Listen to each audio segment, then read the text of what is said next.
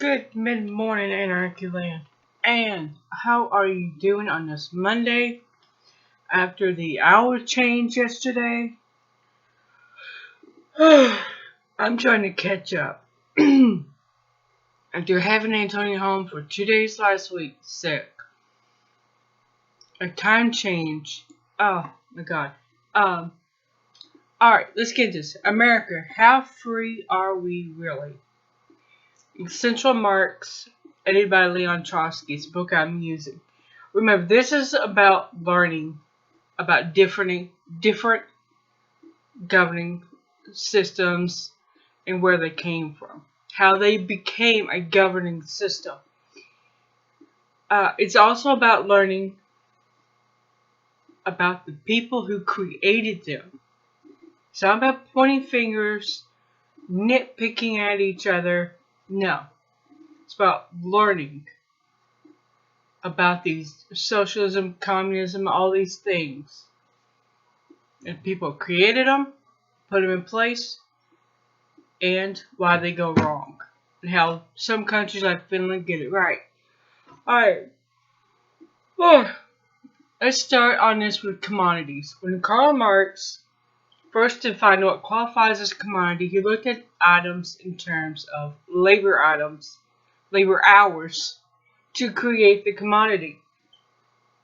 That is something of value that a capitalist wants at any price. That's what they consider a commodity. Of course, then you have the never enough syndrome. Case in point, if Kim Kardashian West gets a ring, their sisters want the same ring. One of them will get the same ring with a bigger jewel. The other will get a shinier band. And then another will get two of them. Then the pattern repeats over and over and over. One is never enough, and they completely ignore the near to enslaved labor that went into making the ring. Marx thought the value of a commodity should be the labor taken to make them. Before the American Revolutionary War, we used gold and silver. Why?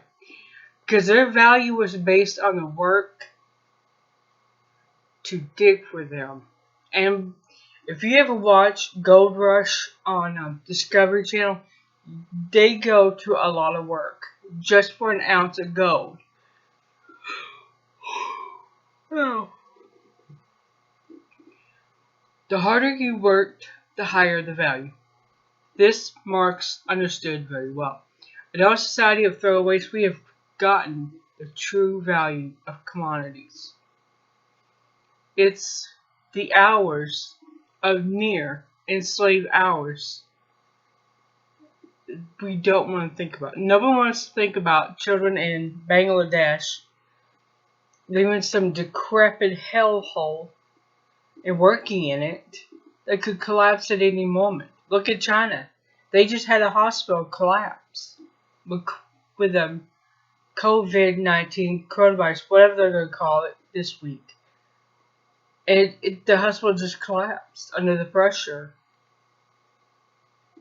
During the Great Depression, there was a struggle just to get basic commodities of cars and electric coats.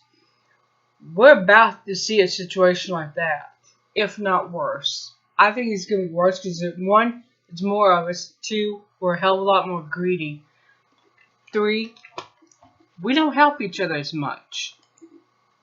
We're not as generous as people during the Depression were. The book, We Had Everything But Money. It shows how generous people really were in that period of time. We're not those people. We haven't been, some of us have not been raised with the same values and morals.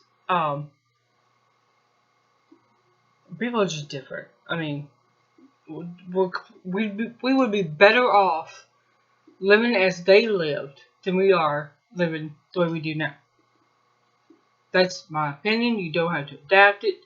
I own it freely, completely, and I will see you tomorrow with a story from we had everything but money.